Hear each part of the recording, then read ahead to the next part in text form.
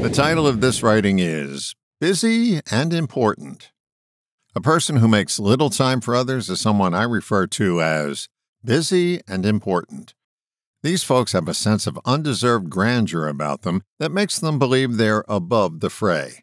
They put on airs they don't have the height to breathe, yet they pretend they have the right.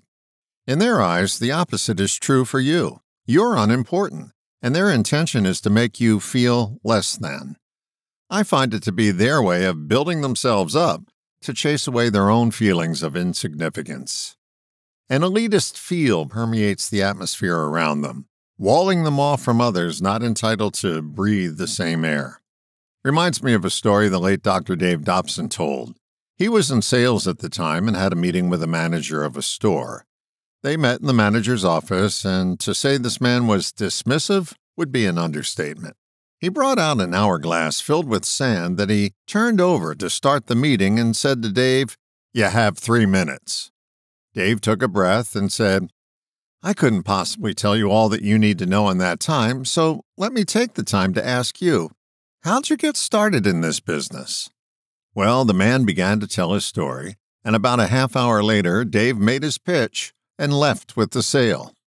There was a book out in the 70s called Looking Out for Number One by Robert Ringer.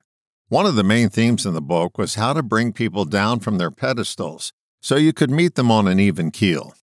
Ringer recommended that when you meet a person with a title like doctor or priest, and they're introduced to you as Dr. So-and-so or Father Smith, you were to acknowledge the title and then level the playing field.